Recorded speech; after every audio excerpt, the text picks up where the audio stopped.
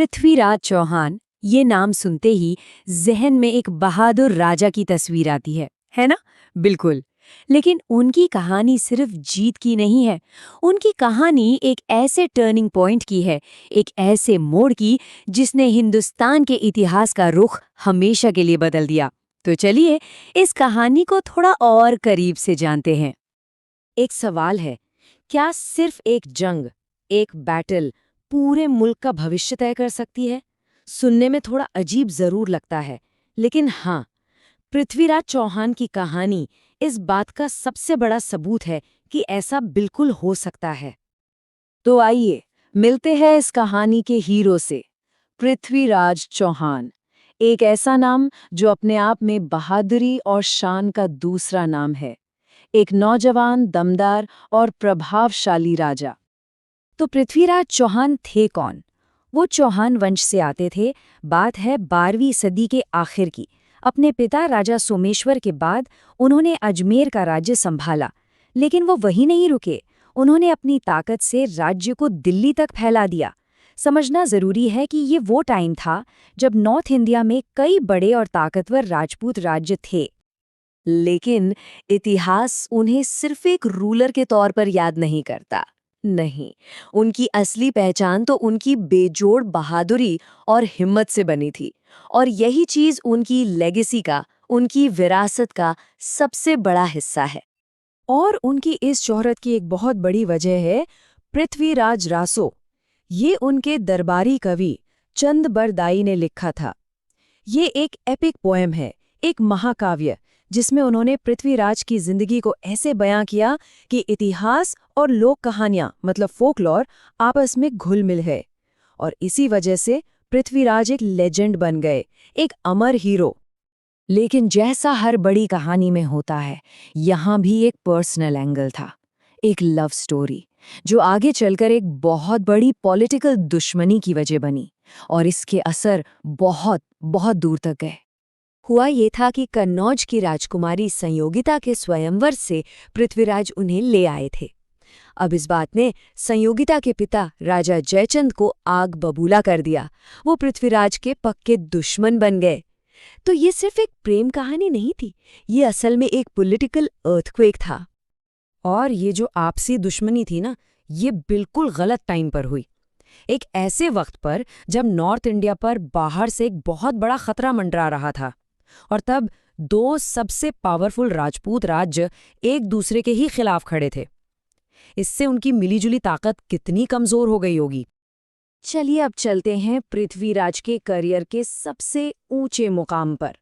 उनकी सबसे बड़ी मिलिट्री जीत, जो उन्होंने एक बहुत ही फॉर्मिडेबल, एक बहुत ही ताकतवर दुश्मन के खिलाफ हासिल की थी। साल था 1191, 1191। ये वो साल था जो पृथ्वीराज चौहान की बहादुरी के शिखर का गवाह बना। एक साल जो इतिहास के पन्नों में हमेशा के लिए अमर हो गया। तराइन के मैदाने जंग में पृथ्वीराज की सेना का सामना हुआ मोहम्मद गौरी से। और क्या लड़ाई हुई! राजपूत सेना ने इतना जोरदार हमला किया कि गौरी की फौज के पैर उखड़ गए। गौरी खुद बुरी तरह जख्मी हुआ और उसे मैदान छोड़कर भागना पड़ा। ये एक जबरदस्त जीत थी। लेकिन कहते हैं ना, वक्त का पहिया हमेशा एक सा नहीं घूमता। और यहाँ तो ये बहुत बहुत तेजी से घुमा। जो जीत का जश्न था, वो जल्द ही एक ऐसी हार में बदलने वाला था जो इतिहास का पूरा रुख ही मोड़ देने। ये देखना हैरान करने वाला है कि सिर्फ एक साल में सब कुछ कैसे पलट गया। 1191 में हारने के बाद गौरी चुप नहीं बैठा। उसने अपनी गलतियों से सीखा और 1192 में वो वापस लौटा, इस बार एक बहुत बड़ी और बेहतर तैयारी वाली फौज के साथ। वहीं दूसरी तरफ शायद पृथ्वीराज ने आने वाले खतरे को हल्के में ले लिया और नतीजा बिल्कुल उल्टा निकला। 1192, 1192, बस यही वो साल था जिसने सब कुछ बदल कर रख दिया। हाँ, तराइन की दूसरी लड़ाई, ये इंडियन हिस्ट्री का सबसे बड़ा टर्निंग पॉइंट साबित हुई। पर क्यों? ऐसा क्या हुआ? हुआ ये कि इस एक हार ने नॉर्थ इंडिया में पार का पूरा इक्वेशन, हमेशा के लिए बदल दिया। इसी हार ने दिल्ली सल्तनत की नींव रखी। ये सिर्फ एक बैटल में हार नहीं थी, ये एक पूरे दौर का अंत था और एक बिल्कुल नए दौर की शुरुआत। तो इस हार के बाद आखिर हुआ क्या, और इतने सालों बाद भी पृथ्वीराज चौहान को क्यों याद किया जाता है? चलिए अब उनकी लेगेसी, उनकी विरासत पर एक नज़र डालते हैं। तो सबसे बड़ा सवाल, पकड़े जाने के बाद पृथ्वीराज चौहान का अंजाम क्या हुआ? यहाँ आकर इतिहास थोड़ा सा धुंधला हो जाता है, फैक्ट्स क्लियर नहीं है और कई अलग-अलग कहानियां सुनने को मिलती हैं। यही वो पॉइंट है जहाँ हिस्ट्री और लेजेंड, इतिहास और लोक कथा आपस में उलझ जाते हैं। क्योंकि हिस्टोरिकल रिकॉर्ड्स बिल्कुल साफ नहीं है, इसलिए इस मामले में कई तरह की कहानियों और किस्सों को जगह मिली।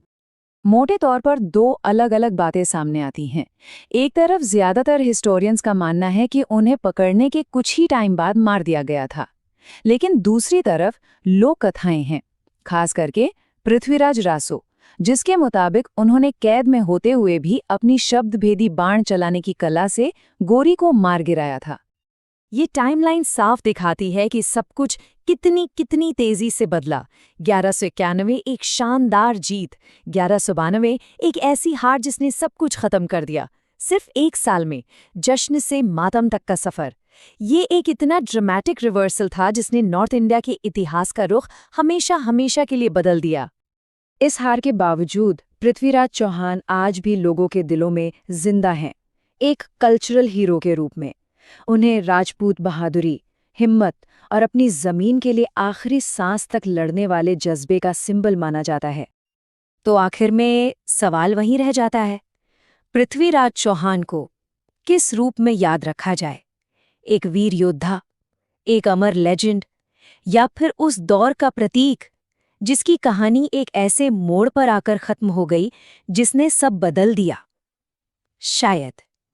शायद वो इन सब का एक मिश्रण थे।